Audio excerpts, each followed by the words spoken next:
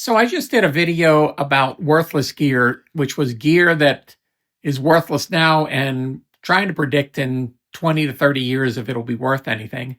And it was kind of a fun exercise, but nobody's really right. You don't know what the future holds. But in the comments, somebody asked the question, I thought this would be an interesting topic. Um, Expensive gear now that's going to be worthless or is worthless now. And he pointed out the GML, the 8900, their compressor. And he says if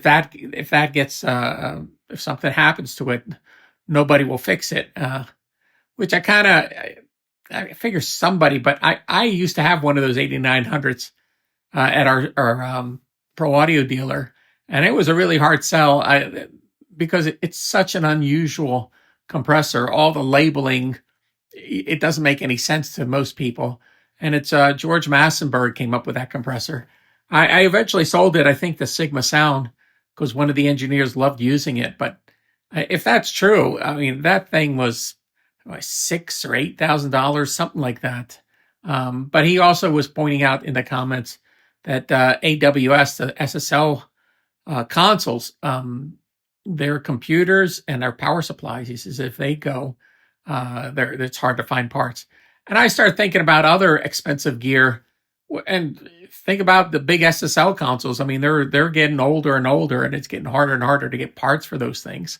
So it would not be unrealistic for someone, if they buy a console, buy a backup one just for parts.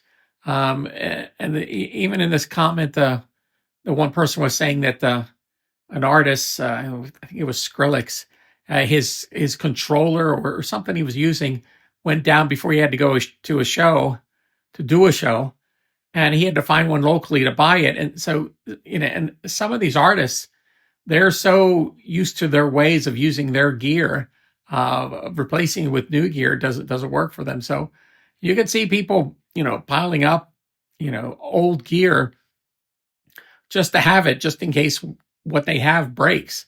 I had one client like that everything he bought a backup of, because he said he never wanted to be down. And it was very expensive for him to buy backups of everything, but he thought that was the safest thing for him to do. So I find it interesting when you find really expensive gear that's worthless now.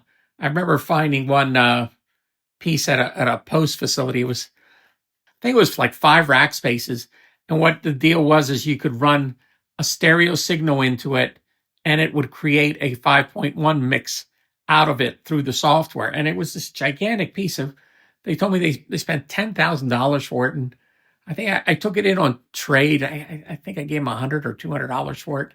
The reason being is I think, the software was, I think, K Sound.